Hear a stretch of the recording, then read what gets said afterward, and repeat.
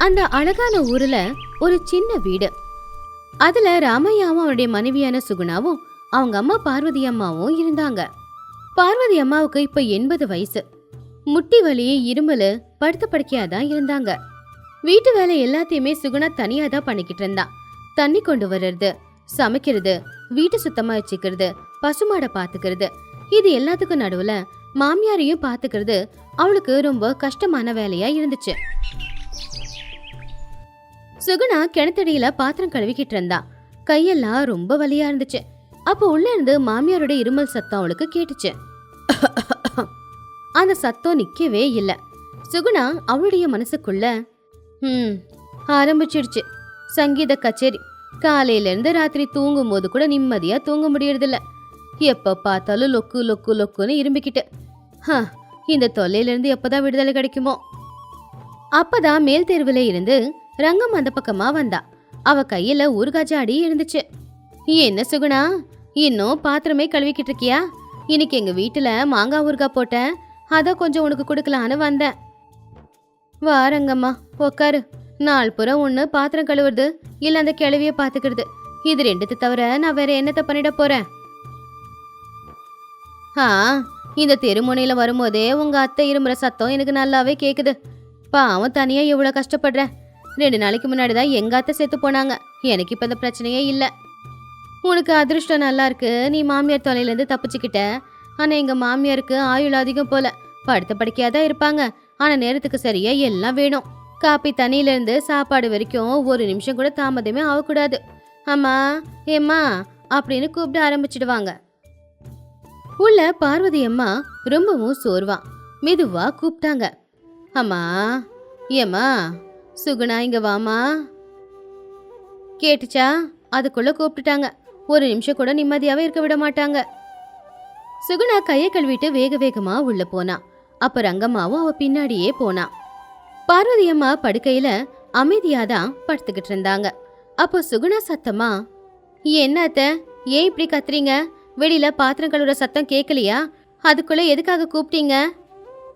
பார்வதி அம்மா இரும்பிக்கிட்டே, இல்லம்மா, தொண்டையெல்லாம் வறண்டு போச்சு, கொஞ்சம் குடிக்க சுடுதண்ணி கொடுத்தனா, அத குடிக்கலான்னு.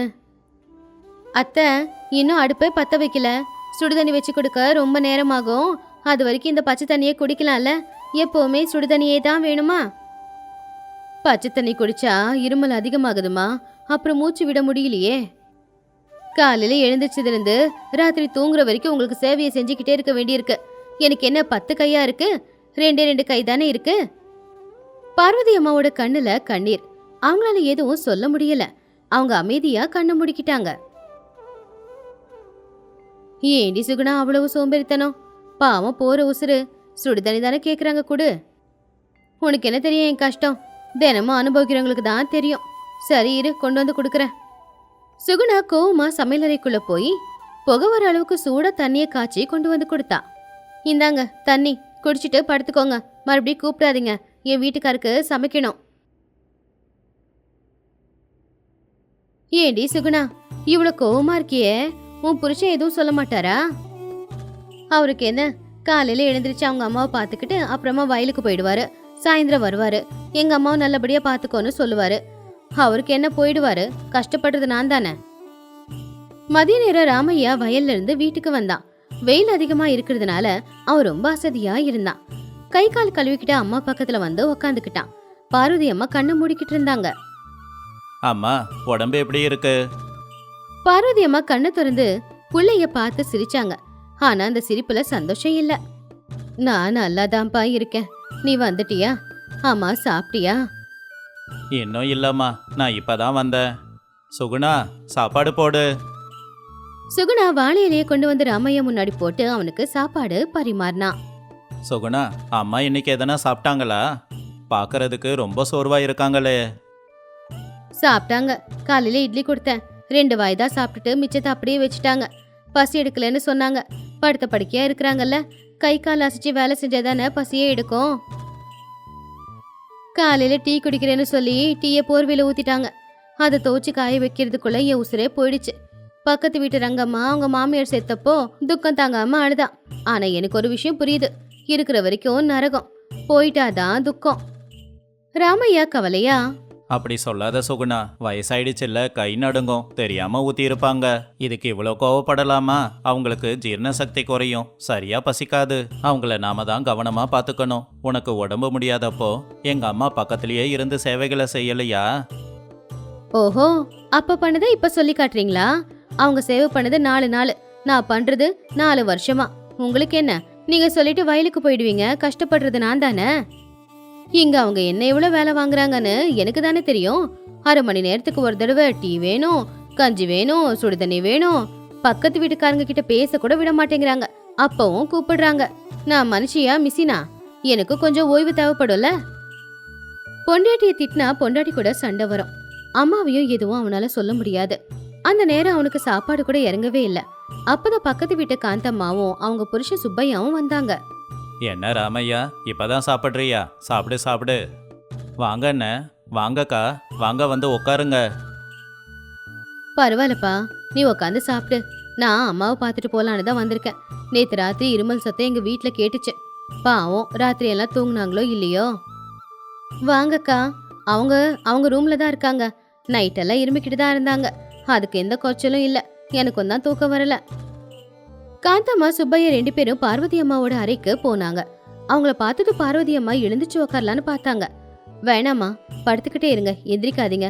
அம்மா இப்போ உடம்புக்கு எப்படி இருக்கு? என்ன சொல்றது காந்தம்மா, காலம் போன காலத்துல இன்னும் இந்த உசுரை வச்சுக்கிட்டு நான் இருந்துகிட்டு இருக்கேன். என் மருமகளுக்கு நான் பாரமா இருக்கேன். அந்த கடவுள் எப்பதான் என்ன கூட்டிக்கிட்டு போவானோ. பாரம் இல்லாம வேற என்ன? இப்ப என் வீட்டுக்காரர்கிட்டயே அதான் சொல்லிக்கிட்டு இருந்தேன். இவங்களுக்கு எல்லாம் செய்யணும், ஆனா ஏன் நிலைமையை பத்தி யாராவது யோசிக்கிறாங்களா? காலையில் எழுந்திருச்சு வீட்டு வேலை, சமையல் வேலை எல்லாம் செய்யறது மட்டும் இல்லாம இவங்க படுத்த இடத்துலயே போயிடுவாங்க. நான் எல்லாத்தையும் கழுவி வைக்கணும். நானும் மனுஷி தானே. நான் சுத்தமா என் பொறுமையை இழந்துட்டேன் அப்படின்னு சுகுணா புலம்பிக்கிட்டு இருக்கும்போது காந்தம்மா சுகுணாவை கவனமா பாத்துக்கிட்டு இருந்தா. சுகுணா, பெரியவங்க வீட்டுல இருக்கிறது ஒரு வரமா. அவங்க நம்மள பெத்து வளர்த்து இப்ப ஓய்வு எடுத்துக்கிட்டு இருக்காங்க. படுக்கையிலே போயிட்டா என்ன? சின்ன வயசுல நாம போனா அவங்க கழுவி நமக்கு பவுடர் அடிச்சு புது துணிய போடுறதுல அப்படின்னு நினைச்சுக்கோ. உங்களுக்கு என்ன, சொல்றது சுலபமா தான் இருக்கும், சொல்லிட்டு போயிடலாம். ஆனா செய்யறவங்களுக்கு தானே தெரியும் அதோட கஷ்டம். எனக்கு உடம்பெல்லாம் வலிக்குது. எனக்கு உதவி செய்யறதுக்கு யாராச்சும் இருக்காங்களா? ஆமா சுகுணா, கோவப்படாத. இப்போ உன் உடம்புல பலம் இருக்கு, அவங்க உடம்புல பலம் இல்ல. பலம் இருக்கும்போது அவங்க உன் புருஷனை கஷ்டப்பட்டு வளர்க்கலையா? அந்த அம்மா எவ்வளோ கஷ்டப்பட்டு உழைச்சிருப்பாங்க. இப்ப முடியாதப்ப நாம தான் பாத்துக்கணும். நாளைக்கு உன் நிலைமையும் இதானே. எனக்கு இந்த நிலைமை ஒன்றும் வராது. என் பிள்ளைங்களுக்கு நான் பாரமாக மாட்டேன். என்னால முடிஞ்ச வரைக்கும் என் வேலைய நானே செஞ்சுப்பேன். அப்படி சொல்லாதம்மா, காலம் யாருக்காகவும் நிக்காது. காலம் போய்கிட்டே தான் இருக்கும். இப்போ உங்க அத்தைக்கு வயசாயிருக்கு, நீ அவங்களை இப்படி பாத்துக்கிற, நாளைக்கு உனக்கு வயசாகும். பசங்க எல்லாத்தையும் பாத்துக்கிட்டு தான் இருக்காங்க. அவங்க எதுவும் பேசாம இருக்கலாம், ஆனா பாத்துக்கிட்டு தான் இருப்பாங்க. எங்க அம்மா பாட்டியா அன்னைக்கு நல்லபடியா பாத்துக்கிட்டாங்க அப்படின்னு அவங்களுக்கு தோணாதான் அவங்க உன்னை பாத்துப்பாங்க. சுகுணாவுக்கு கோவம் வந்துச்சு. அவங்க பேசுனது அவளுக்கு பிடிக்கல. இந்த அறிவுரையெல்லாம் வேணாம், என் கஷ்டம் எனக்கு அப்படின்னு சொல்லி கோவமா வெளியில போயிட்டா. சுப்பையா போகும்போது ராமையாவை பார்த்து, ராமையா, நம்ம ஊர் கோவில்ல நாளைக்கு பூஜை நடக்குது. நம்ம 2 பேரும் போயிட்டு வரலாமா? கண்டிப்பா வரேண்ணே. அம்மாவுக்கு உடம்பு முடியலல்ல, சுகுணாவை இருக்க சொல்லிட்டு வரேன். பக்கத்து வீட்டு ரங்கம்மா எட்டி பார்த்து, ஏடி சுகுணா, நாளைக்கு கோவில்ல பூஜையாச்சே, நீ வரலையா? நாங்க எல்லாரும் புது புடவை கட்டிக்கிட்டு போறோம். நீ மட்டும் அந்த கிளவி பக்கத்துல உட்காந்துக்கிட்டு சேவையை செஞ்சுக்கிட்டு இருப்பியா? பாவம் நீ. இன்னும் எத்தனை நாளைக்கு இந்த கஷ்டமோ? என்ன பண்றது ரங்கம்மா, எல்லாம் என் தலையெழுத்து. ஆனா நாளைக்கு நானும் கோயிலுக்கு வரேன். கோயிலுக்கு வந்து எவ்வளவு நாளாச்சு. கொஞ்ச நேரமாவது இந்த வீட்டை விட்டுட்டு நிம்மதியா இருப்பேன். என்ன சுகுணா இது? அப்புறம் அம்மாவை யாரு பார்த்துப்பாங்க? நான் கோயிலுக்கு போயிட்டு 1 மணி நேரத்துக்குள்ள வந்துடுவேன். அதுக்கப்புறமா நீ கோவிலுக்கு போ. அதெல்லாம் முடியாதுங்க. எல்லாரும் கூட ஒன்னா போனதான் நல்லா இருக்கும். அவங்க சும்மா படுத்துக்கிட்டு தானே இருக்க போறாங்க. பக்கத்துல ஒரு குடம் தண்ணியை வச்சுட்டு வந்துடுறேன். இருமல் வந்தா அந்த தண்ணியை எடுத்து குடிக்கட்டும். நான் மட்டும் கோயிலுக்கு நேரத்துக்கு தான் போவேன். அதுக்குள்ள உள்ள இருந்து இருமல் சத்தம் கேட்டுச்சு. அம்மாடி, சுகுணா, சுகுணா அப்படின்னு கூப்பிட்டாங்க. இந்த தடவை அவங்க கூப்பிடும்போது ரொம்ப கஷ்டமா கூப்பிட்டாங்க. ஐயோ, மறுபடியுமா? இந்த வீட்ல எனக்கு நிம்மதியே இல்ல. இதோ வரேன் வரேன் வரேன் ஐயோ கடவுளே, என்னை எப்பதான் காப்பாத்த போறியோ? சுகுணா கோவமா உள்ள போனா. அப்பதான் அந்த இடத்துக்கு காந்தம்மா வந்தாங்க. சுகுணா பேசிக்கிட்டு இருந்தது, அவ பண்ணது எல்லாத்தையுமே கவனிச்சாங்க. ராமைய பக்கத்துல நின்னுக்கிட்டு இருந்தாங்க. இன்னொரு பக்கம் அறையில பார்வதி அம்மா படுக்கையில இருந்து கீழே விழ போயிட்டாங்க. கவனமா படுக்க மாட்டீங்களா? கீழே விழுந்தா எலும்புக்கு அடிபடும். மறுபடியும் எல்லா சேவையும் செய்யணுமா? என்னவோ உங்க கூட மல்லு கட்டணும். சுகுணா, காத்து வர மாட்டேங்குது, மூச்சு விட முடியலமா. நீங்க வேற எப்ப பார்த்தாலும் மூச்சு விட முடியலன்னு வாயை மூடிக்கிட்டு படுங்க, எனக்கு நிறைய வேலை இருக்கு. பார்வதி அம்மா மறுபடியும் அழ ஆரம்பிச்சாங்க. அவங்க கண்ணுல இருந்து வர கண்ணீரு அவங்க தலையணையே நினைச்சுது. எனக்கு கூட்டிட்டு போக அந்த சாவு வராம வருத்தப்படுறமா. உனக்கு பாரமா இருக்கிறது உண்மையிலே எனக்கு ரொம்ப கஷ்டமா தான் இருக்கு. நீங்க அழுதா எனக்கு கஷ்டமாலாம் இல்ல, கோவம்தான் வருது. சுகுணா மருந்து மாத்திரையை வச்சுட்டு வெளியில வந்தா. அப்ப வாசல்ல காந்தம்மா நின்னுக்கிட்டு இருந்தாங்க. சுகுணா ரொம்பவும் தயங்கினா. அப்ப சுப்பையா ராமையாவும் வெளியில தான் இருந்தாங்க. காந்தம்மா கொஞ்சம் கம்பீரமா, சுகுணா, நான் உன்கிட்ட ஒரு கதை சொல்லவா? அத கேக்குறியா? எங்க ஊர்ல ஒரு பொண்ணு இருந்தா. அவ அவங்க மாமியார ரொம்ப கேவலமா தான் நடத்தினா. உன்ன மாதிரி தான் அவளுக்கு பொறுமையே இல்ல. அவ அவங்களுக்கு சாப்பாடு போட மாட்டா, குடிக்க தண்ணியும் கொடுக்க மாட்டா. அந்த பொண்ணுக்கு ஒரு புள்ள இருந்தான். அவன் ரொம்ப நாளா இதெல்லாம் பாத்துக்கிட்டு இருந்தான். ஒரு நாள் அந்த பொண்ணு அவங்க மாமியாருக்கு உடஞ்சு போன மண் தட்டுல சாப்பாடு கொடுத்தா. ஸ்டீல் தட்டு உங்களுக்கு எதுக்கு? அது கீழே விழுந்து சொட்டையாயிடும் அப்படின்னு சொன்னான். அடுத்த நாள் அந்த பொண்ணோட புள்ள வீட்டுக்கு பின்னாடி உக்காந்துக்கிட்டு ஏதோ கட்டையை சீவிக்கிட்டு இருந்தானா. அதை பார்த்த அவங்க அம்மா, என்னப்பா பண்ற அப்படின்னு கேட்டதுக்கு அந்த புள்ள என்ன பதில் கொடுத்தான் தெரியுமா? சுகுணா ஆர்வமா கேட்டா, என்ன சொன்னா அந்த பையன்? அம்மா, உனக்கும் வயசாகும், அப்போ உனக்கு கை நடுங்கும். உன்னால மண் தட்டுல சாப்பிட முடியாது, கீழே விழுந்தா உடஞ்சு போயிடும். ஸ்டீல் தட்டுல கொடுத்தா அந்த ஸ்டீல் தட்டும் சொட்டையாயிடும். அதனால உனக்காக மரத்தை வச்சு ஒரு மரத்தட்டு தயார் பண்றேன்னு சொன்னானாமா. சுகுணா தலையில இடி விழுந்த மாதிரி தான் இருந்துச்சு. அந்த பையன் சொன்னதை கேட்டது அவங்க அம்மாவுக்கு மனசு அப்படியே உடஞ்சு போயிடுச்சாமா. சுகுணா, இப்ப நீ உங்க மாமியாரை எப்படியெல்லாம் நடத்துறியோ, அவங்க கிட்ட என்ன பேசுறியோ, நீ அவங்க மேல காட்டுற அலட்சியம், இது எல்லாமே உனக்காக நீ தயார் பண்ணிக்கிட்டு இருக்கிறது. உன் புள்ள இத பாத்துக்கிட்டு தான் இருக்கான். உனக்கும் வயசாகும், நீயும் படுத்த படுக்கையா இருப்ப. அப்போ உன் மருமக இப்படியெல்லாம் சொன்னா எப்படி இருக்கும் சொல்லு? உன்னோட தொண்டை வறண்டு போகும்போது உன் மருமக கிட்ட தண்ணி கேட்டா எனக்கு வேலையா இருக்கு அப்புறமா தரேன்னு சொன்னா அந்த நேரம் உனக்கு எப்படி இருக்குன்னு கொஞ்சம் யோசிச்சு பாரு. அந்த வார்த்தை சுகுணாவோட கண்ணுல இருந்து கண்ணீரை வரவழைச்சுது. ஏன் ராமையாவோட கண்ணுல இருந்து கூட கண்ணீர் கொட்டுச்சு. இத்தனை நாளா தான் மாமியார தான் சரியா பாத்துக்கல அப்படிங்கறது அவளுக்கு புரிய வந்துச்சு. ஏமா, ராமையா உன்னை எதுவும் சொல்லல. ஆனா அந்த கடவுள் உன்னை பார்த்துக்கிட்டு இருக்கான். வீட்டு பெரியவங்க கண்ணுல கண்ணீர் வந்ததுன்னா அது அந்த குடும்பத்துக்கு நல்லதில்லம்மா. அவங்க ஆசீர்வாதம் இருந்தாதான் உன் வீடு நல்லா இருக்கும். அவங்களுக்கு தேவையானது உன் சொத்து இல்ல, உன்னோட ஆதரவு. அவங்க எதிர்பார்க்கறதெல்லாம் சாப்பிட்டீங்களா, எதுனா வேணுமாத்தன்னு கேட்கறதா மட்டும்தான். உண்மைதான் சுகுணா, அவங்க உன்னை பொண்ணு மாதிரி பாக்குறதுனாலதான் அம்மாடின்னு கூப்பிடுறாங்க. வேலைக்காரின்னு நினைச்சிருந்தா அப்படி கூப்பிட மாட்டாங்கல்ல. அவங்களுக்கு உன் மேல இருக்கிற பாசத்தை நீ முதல்ல தெரிஞ்சுக்கோ, அவங்கள நல்லபடியா பாத்துக்கோ. அப்ப நீ அவங்களுக்கு செய்யற சேவை உனக்கு பாரமா இருக்காது. அது உன்னுடைய பொறுப்பா நீ நினைச்சுப்ப. நாளைக்கு அவங்க இல்லனா நீ எவ்வளவு கூப்பிட்டாலும் வரமாட்டாங்க. சுகுணா அதை கேட்டு பயங்கரமா அழுதான். இத்தனை நாளா அவ எவ்வளவு தப்பா நடந்துக்கிட்டா அப்படிங்கறத அவ புரிஞ்சுக்கிட்டா. கண்ணுக்கு முன்னாடி சுறுசுறுப்பா போய்கிட்டு இருந்த மாமியார் இப்போ படுத்த படுக்கையா இருக்கும் போது இத்தனை நாளா அவங்க செஞ்ச வேலைகள் எல்லாம் அவ கண்ணுக்கு முன்னாடி வந்து போச்சு. என்ன மன்னிச்சிடுங்க அக்கா, நான் அவங்களுக்கு மருமகளா இல்லாம ஒரு ராட்சசி மாதிரியே நடந்துக்கிட்டேன். அவங்களுக்கு உடம்பு நல்லா இருந்தப்போ அவங்க எனக்கு எவ்வளவு உதவியா இருந்தாங்க, என் புருஷனை எப்படி கஷ்டப்பட்டு வளர்த்தாங்க, இது எல்லாத்தையுமே மறந்து நான் இன்னைக்கு அவங்கள ஒரு பாரமா நினைச்சது தப்புதான்.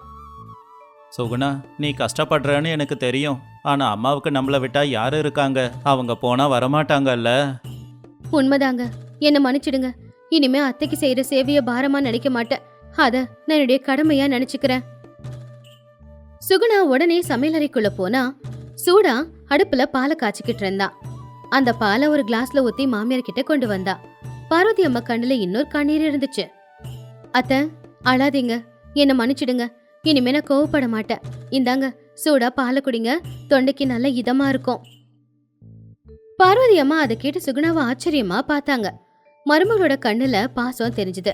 அவ பாசமா அவங்க தலைய நிமிருனா. பரவாயில்லம்மா, உன்னை நான் என்னைக்குமே தப்பா எடுக்கல. நீ மட்டும் என்ன பண்ணுவ? காலையில எழுந்திரிச்சதுல இருந்து தூங்குற வரைக்கும் நீ கோவப்பட்டாலும் எல்லா வேலையும் செஞ்சுக்கிட்டு தானே இருக்க. உனக்கும் அசதி ஆகும்ல. அப்படி சொல்லாதீங்க அத்தை. நாள் பூரா வேலை செஞ்சாலும் உங்களுக்கு வேலை செய்ய நான் கஷ்டப்பட்டிருக்க கூடாது. நீங்க எங்களை எவ்வளவு நல்லபடியா பாத்துக்கிட்டீங்கன்றது எனக்கு நல்லாவே தெரியும். பார்வதி அம்மா அதை கேட்டு ரொம்பவும் சந்தோஷப்பட்டாங்க. கொஞ்ச நேரம் அவங்களுக்கு இருமல் கூட வரல. நம்மள பாத்துக்க பாசமா யாராவது பக்கத்துல இருந்தா வியாதியும் கூட குறைஞ்சிடும். இந்த காட்சியை பார்த்து ராமையா, சுப்பையா, காந்தம்மா எல்லாரும் சந்தோஷப்பட்டாங்க. அப்ப ரங்கம்மாங்க வந்து, என்ன சுகுணா ரொம்ப மாறிட்ட போல, நாளைக்கு நீ கோவிலுக்கு வரலையா? சுகுணா சிரிச்சுக்கிட்டே, வரே ரங்கம்மா, கோவிலுக்கு வருவேன். ஆனா எங்க மாமியாருக்கு தேவையான எல்லாத்தையும் செஞ்சு வச்சுட்டு வரேன். ஏன்னா கஷ்டப்பட்டு ஒரு புள்ளைய பெத்து வளர்த்து ஆளாக்கி அவனை ஒரு நல்ல மனுஷனா மாத்தி எனக்கு புருஷனா கொடுத்தாங்களே எங்க மாமியார். அவங்கள விட பெரிய கடவுள் யார் இருக்க முடியும்? அன்னையிலிருந்து சுகுணா கிட்ட நிறைய மாற்றங்கள் வந்துச்சு. பார்வதி அம்மாவை ரொம்ப பாசத்தோட அவ பாத்துக்க ஆரம்பிச்சா. அவ காட்டின பாசத்துல பார்வதி அம்மா கொஞ்சம் கொஞ்சமா குணமாக ஆரம்பிச்சாங்க. இப்ப அந்த வீடு அப்படியே சொர்க்கம் மாதிரி தான் இருந்துச்சு. இந்த கதையில இருக்கிற நீதி என்னன்னா, வயசானவங்களுக்கு கௌரவம் கொடுக்கறது, அவங்களுக்கு உதவிகளை செய்யறது நம்மளுடைய கடமை.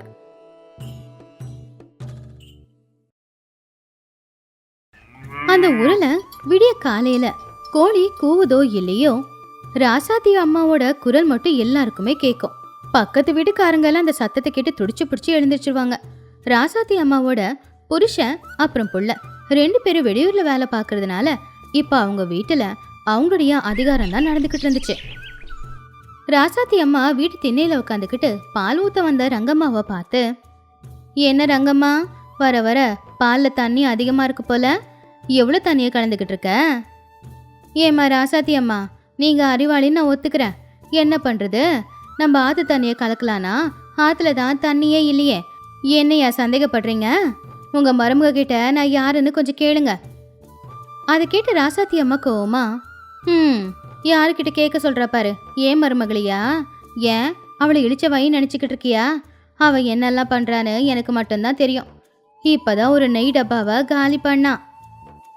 அதுக்குள்ள உள்ள இருந்த மருமக சீதா காஃபியை எடுத்துட்டு வந்து கொடுத்தா. அத்தை, காஃபி குடிங்க. ரங்கம்மத்தை, இருங்க காஃபி கொண்டு வரேன். பாத்தியா ரங்கம்மா, எவ்வளவு திமிரு பிடிச்சவளா இருக்கான்னு. பால்ல தண்ணி கலக்குறேன்னு நான் உன்னை திட்டிக்கிட்டு இருந்தா அவன் உனக்கு காஃபி கொண்டு வரேன்னு சொல்றான். என் பேச்சுக்கு இந்த வீட்டுல மதிப்பு இருக்கா? ஐயோ அத்தை, ரங்கம்மா அத்தை பால் கொடுக்கலனா நாம எப்படி காஃபி கொடுக்க முடியும்? அதனாலதான் ஒரு மரியாதைக்காக சொன்னேன். வாய மூடுறி, உன்னோட புத்திசாலித்தனத்தை என்கிட்ட காட்டாத. சரி, என் பொண்ணு துர்கா வீட்டுக்கு வரேன்னு சொன்னாலே, அவளுக்காக பலகாரம் செய்ய ஆரம்பிச்சிட்டியா? சீக்கிரமா போய் நெய் இருக்கு, நெய் எடுத்துட்டு வந்து போட்டு அதிரசம் சுடு. அதிரசம்னா அவளுக்கு ரொம்ப பிடிக்கும். நெய் இருக்கத்த, ஆனா அரிசி மாவு ஆட்டதான் அரவக்கல் இல்ல. பேசாம பக்கத்து வீட்டுல போயிட்டு அரவக்கல் அரைச்சிட்டு வரவா? பக்கத்து வீட்டுக்கா? எதுக்கு? பக்கத்து வீட்டுக்காரியே சரியில்லை. நம்ம வீட்டு கதையெல்லாம் நீ அவகிட்ட பேசினா ஊர் முழுக்க பரப்பிடுவா. வீட்லயே உரல்ல போட்டு உலக்கைய வச்சு இடி. இதெல்லாம் உள்ள கட்டில உட்காந்துக்கிட்டு இருந்த சுப்பம்மா, அதாவது ராசாத்தி அம்மாவோட அம்மா கேட்டாங்க. ஏண்டி ராசாத்தி, ஏண்டி அந்த பொண்ணை போட்டு இப்படி கொடுமைப்படுத்திக்கிட்டு இருக்க? உன்னோட பொண்ணுக்காக இந்த பொண்ணை கொடுமைப்படுத்துறது நியாயமா? பேசாம அவ அங்கேயே போய் அரைச்சிட்டு வரட்டுமே. அம்மா, நீ அமைதியா கொஞ்சம் படுக்கிறியா? மருமகனா கஷ்டப்படணும், அப்பதான் நாங்க பட்ட கஷ்டம் உங்களுக்கு தெரியும். ராசாத்தி அம்மாவோட பொண்ணு துர்கா சாயந்தர நேரம் வீட்டுக்கு வந்தா. வீட்டுக்கு வந்ததும் வீடே களகட்டுச்சு. துர்காவுக்கு திமிர் ரொம்ப அதிகம். வந்த உடனே சீதாவை வேலைக்காரி மாதிரி வேலை வாங்க ஆரம்பிச்சிட்டா. அண்ணி, இன்னும் குளிக்க தண்ணி சூடு பண்ணலையா? பச்சை தண்ணிலையா குடிக்க முடியும்? சீக்கிரமா தண்ணி காய வச்சு கொண்டு வாங்க. தண்ணி வச்சிட்டம்மா, காஞ்சிக்கிட்டு இருக்கு, இரு கொண்டு வரேன். துர்கா அவங்க அம்மா பக்கத்துல போய் உக்காந்தா. அப்பதான் பக்கத்து வீட்டு பார்வதியும் அங்க வந்தா. 3 பேரும் சேர்ந்து சீதாவை பத்தி பேச ஆரம்பிச்சாங்க. ஏண்டி ராசாத்தி, வர வர உன் மருமகளுக்கு அறிவில்லாம போகுது போல. நேத்து கோவில்ல எல்லாரும் கூட சேர்ந்து சிரிச்சு பேசிக்கிட்டு இருந்தா வீடு கௌரவம் என்ன ஆகுறது? ஆமாம்மா, நானும் இதை கேள்விப்பட்டேன். அண்ணி அந்த ரங்கம்மா கிட்ட ஏதோ ரகசியமா பேசிக்கிட்டு இருந்தாங்களாமே. நம்மளை பத்தி தான் ஏதோ மூட்டி விட்டுருக்காங்க. அதுதானே என்னோட கவலையும். சரி, ஒன்று பண்ணலாம். அதான் நீ வந்துட்டல, உங்க அன்னிக்கு இனி கஷ்டத்தை கொடுக்கலாம். அப்பதான் அவ வாய் மூடுவா. நம்ம வீட்டு ரகசியம் எதுவும் வெளியில போகாது. என்ன பண்ண போறோம்? ஒரு பரீட்சை வைக்கலாம். பரீட்சையா? என்ன பரீட்சை? நாளைக்கு நம்ம வீட்டுல வரலட்சுமி பூஜையை வைக்கலாம். ஜனங்களை கூப்பிட வேணாம், நம்ம பொம்பளைங்க எல்லாம் சேர்ந்து நடத்தலாம். ஆனா அந்த பூஜைக்கு பிரசாதம் செய்ய வேண்டியது சீதா தான். ஆனா ஒரு கண்டிஷனு. என்னம்மா அது? சீதா பிரசாதம் செய்யும் போது சமையல் அறையில அடுப்பை பத்த வைக்க கூடாது, தண்ணி குடத்துல இருந்து தண்ணியே எடுக்கக்கூடாது, அப்படியே அரிசியும் பயன்படுத்தக்கூடாது. இது மூணுமே இல்லாம அவ நம்மளுக்கு விருந்து சாப்பாடு ஏற்பாடு பண்ணணும். அப்படி பண்ணாதான் அவ இந்த வீட்டோட மருமக, இல்லனா பிறந்த வீட்டுக்கு போக வேண்டியதுதான். ஏ ராசாத்தி, இது என்ன பந்தயம்? தண்ணியும் இல்ல, அடுப்பும் இல்ல, அரிசி இல்லாம சமைக்கணுமா? அது எப்படி முடியும்? அதான் அண்ணி தன்னைத்தானே புத்திசாலின்னு நினைச்சுக்கிட்டு இருக்காங்களே, அத அழிக்க வேண்டாமா? அம்மா, இந்த திட்டம் ரொம்ப நல்லா இருக்குமா. ஷோ, சத்தமா சொல்லாத, உங்க பாட்டி காதுல விழுந்துரும். உங்க பாட்டிக்கு சீதாவை தானே ரொம்ப பிடிக்கும். நாளைக்கு காலையில சீதாவுக்கு இருக்கு. ஆனா உள்ள சுப்பம்மா தூங்கிக்கிட்டு இருக்கல. அவங்க காது ரொம்ப ஷார்ப்பு. எல்லாமே அவங்க காதுல விழுந்துச்சு. அன்னைக்கு ராத்திரி சீதா குடிக்கிறதுக்கு தண்ணி எடுத்துட்டு போறதுக்காக வெளியில வந்தப்போ சுப்பம்மா சீதாவை கூப்பிட்டாங்க. சீதா, கொஞ்சம் இங்க வாயம்மா. என்னாச்சு பாட்டி, இன்னும் தூங்கலையா? எனக்கு எப்படிமா தூக்கம் வரும்? நாளைக்கே உனக்கு ஒரு கண்டம் இருக்கு. உன் மாமியாரும் நாத்தனாரும் சேர்ந்து நாளைக்கு உனக்கு ஒரு பரீட்சை வைக்க போறாங்க. பாட்டி, அது என்ன பரீட்சை? தண்ணி, அடுப்பு, அரிசி இல்லாம எப்படி சமைக்கிறது அப்படின்னு கேட்டாங்க. சீதா அதை கேட்டு முதல்ல பயந்தாலும் அப்புறமா கொஞ்சம் யோசிச்சு பார்த்து, பாட்டி நீங்க பயப்படாதீங்க, அவங்க அடுப்பு பத்த வைக்க கூடாதுன்னு சொன்னாங்க. ஆனா நெருப்பு வேண்டான்னு சொல்லல. குடத்துல இருந்து தண்ணி எடுக்க கூடாது, ஆனா வேற தண்ணி பயன்படுத்தலாம்ல. பானையில இருக்கிற அரிசி எடுக்க கூடாது, ஆனா அரிசியே பயன்படுத்த கூடாதுன்னு சொல்லலையே. இதுக்கு என்கிட்ட ஒரு யோசனை இருக்கு, நீங்க கவலைப்படாம படுத்து தூங்குங்க. அதை கேட்டு பாட்டி சிரிச்சுக்கிட்டே, நீ என் பொண்ணுக்கு ஏத்த மருமக தான். அடுத்த நாள் காலையில சீதா குளிச்சு முடிச்சு வந்தப்போ, சீதா இன்னைக்கு நம்ம வீட்டுல ஒரு பூஜை வச்சிருக்கேன், அதுக்கு அம்மனுக்கு நீ தான் பிரசாதத்தை தயார் பண்ணணும். சரிங்க அத்தை, என்ன பண்ணணுமோ சொல்லுங்க. என்ன வேணும்னாலும் செஞ்சுக்கோ, ஆனா நான் சொல்றது கேளு.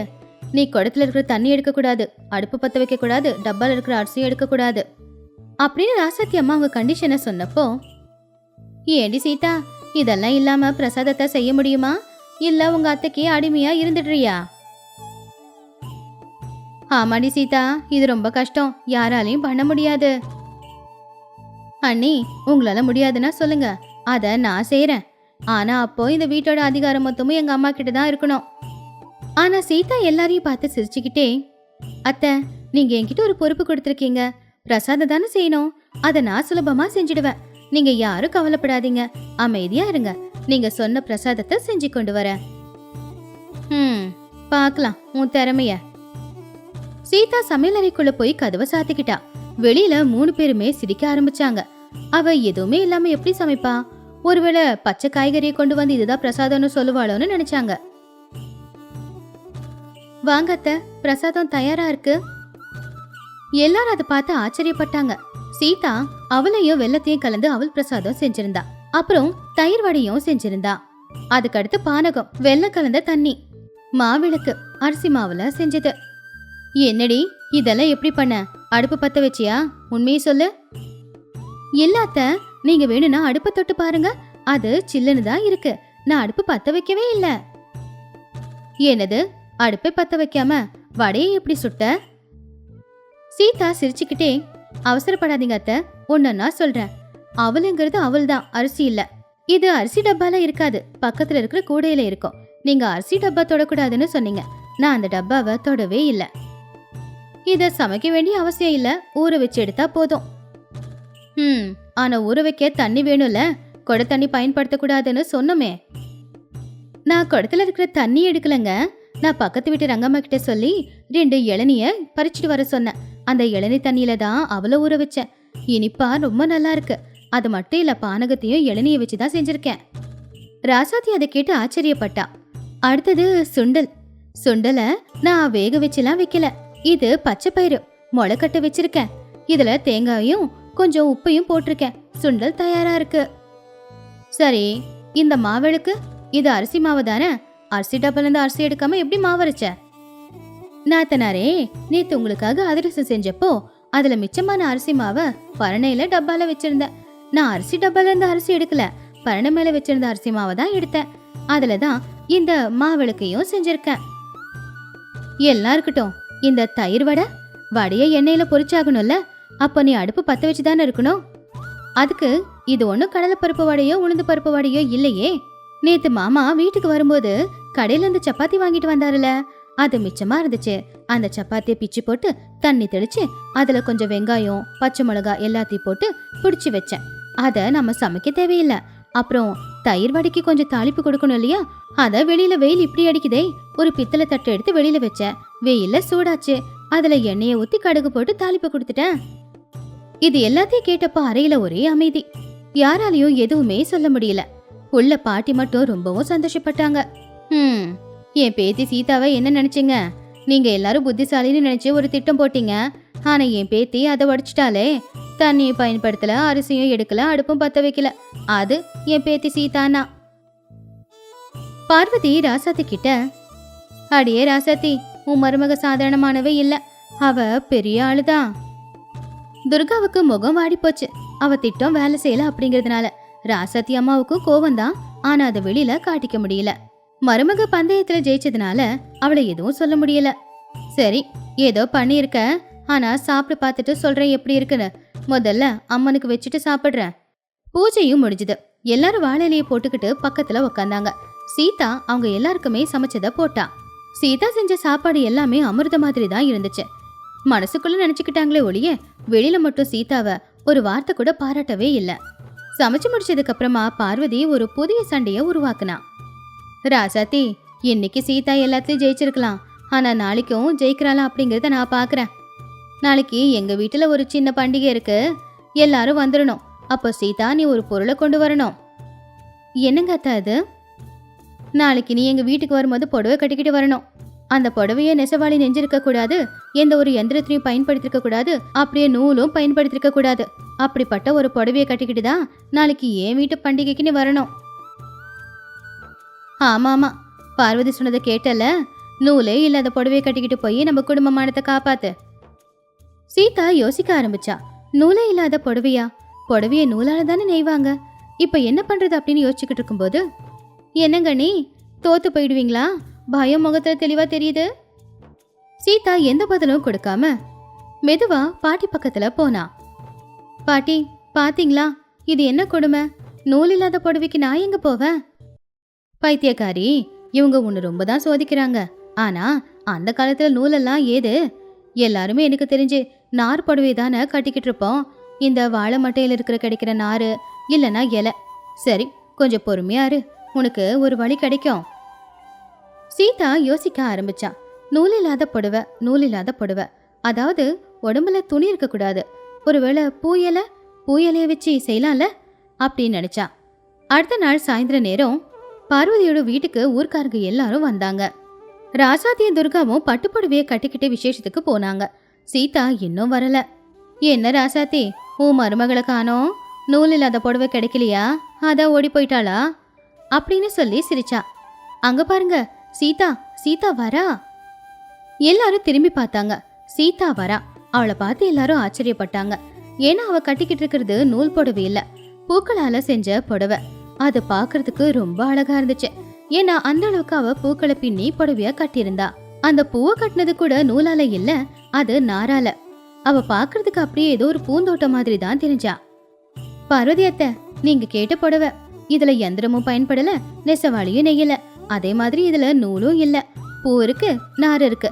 இப்ப நீங்க சொன்ன மாதிரி ஒரு புடவைய நான் கட்டிட்டு வந்துட்டேனா? பார்வதி கிட்ட எந்த ஒரு பதிலும் இல்ல. ஆனா அங்கிருந்த பொம்பளைங்க எல்லாரும் ஆஹா, ஓஹோ, இந்த புடவை ரொம்ப நல்லா இருக்கு அப்படின்னு பாராட்டினாங்க. அப்ப அந்த கூட்டத்துல ஒரு பொண்ணு, அம்மா, உங்க மருமக சாதாரண மருமக இல்ல, உங்க வீட்டுக்கு வந்த மகாலட்சுமி தான் இவ. தான் மருமகளை எல்லாரும் புகழ்ந்து பேசும்போது தான் குடும்பத்தோட கௌரவம் அதிகமா இருந்தனால ராசாத்தியும் சந்தோஷப்பட்டாங்க. நான் என்னதான் கண்டிஷன் போட்டாலும் எல்லாத்தையும் செய்யறானா, என் மருமக உண்மையிலேயே புத்திசாலிதான். அது கேட்டு துர்காவோட முகம் வாடி போச்சு. ஏன்னா அவ தோத்து போயிட்டா. கடைசியில விசேஷத்தை முடிச்சு எல்லாரும் வீட்டுக்கு வந்தாங்க. வீட்டுக்கு வந்ததும் ராசாத்தி அம்மா, சீதா, சொல்லுங்க அத்தை, மறுபடியும் நான் ஏதாவது பண்ணணுமா? இல்லம்மா, இந்த 2 நாளா நான் உன்னை ரொம்ப கஷ்டப்படுத்திட்டேன்ல. அது துர்காவோட பேச்சு கேட்டோம், பார்வதியோட பேச்சு கேட்டோம் தான். தப்பா எடுத்துக்காத. ஆனா எவ்வளவு கஷ்டம் வந்தாலும் இந்த குடும்பத்தோட கௌரவத்தை நீ காப்பாத்திட்ட. பிரசாத விஷயத்திலயும் புடவை விஷயத்திலயும் ரொம்ப பெருமையா இருக்கு. என்னம்மா அவங்கள போய் நீ பாராட்டிக்கிட்டு இருக்க? துர்கா, அண்ணி இன்னொரு அம்மாவுக்கு சமம்னு சொல்லுவாங்க. அவ நம்ம வீட்டு பொண்ணு. மத்தவங்க முன்னாடி அவளை எப்பவுமே நம்ம விட்டு கொடுக்க கூடாது. சீதா, இனிமே இந்த வீட்டு சாவி உன்கிட்டயே இருக்கட்டும். உன் அதிகாரம் தான் இனிமே இந்த வீட்டுல. இத கேட்டு பாட்டி சந்தோஷமா, அப்பாடா, இன்னைக்குதான் இந்த வீடு வீடா இருக்கு. வீட்டுல இருக்கிற பொம்பளைங்க எல்லாரும் ஒருத்தவங்க புரிஞ்சுக்கிட்டா அந்த வீடு பூந்தோட்டமா மாறும். இல்லனா அது யுத்த பூமியா மாறும். அது இன்னைக்கு என் பொண்ணுக்கு புரிஞ்சுதே. அத்தை, அதிகாரம் உங்ககிட்டயே இருக்கட்டும். நீங்க வேலையை சொல்லுங்க, நான் அந்த வேலையை செய்யறேன். ஏன்னா நீங்க அனுபவசாலிங்க. துர்காவும் அவ தப்ப புரிஞ்சுக்கிட்டு என்ன மன்னிச்சிடுங்க அண்ணின்னு மன்னிப்பு கேட்டா. இதை கேட்டுக்கிட்டு இருந்த பார்வதி, இனிமே இந்த வீட்டுல சண்டை இருக்காது, நமக்கு சந்தோஷமும் இருக்காது, வேற வீட்டை பார்க்கணும்னு நினைச்சுக்கிட்டு இருந்தா. இந்த கதையில இருக்கிற நீதி என்னன்னா, வீட்டுல இருக்கிற மாமியார், மருமக, நாத்தனார் இவங்க எல்லாருமே எப்போ ஒற்றுமையா இருக்காங்களோ அப்ப அந்த வீடு சொர்க்கமா மாறும்.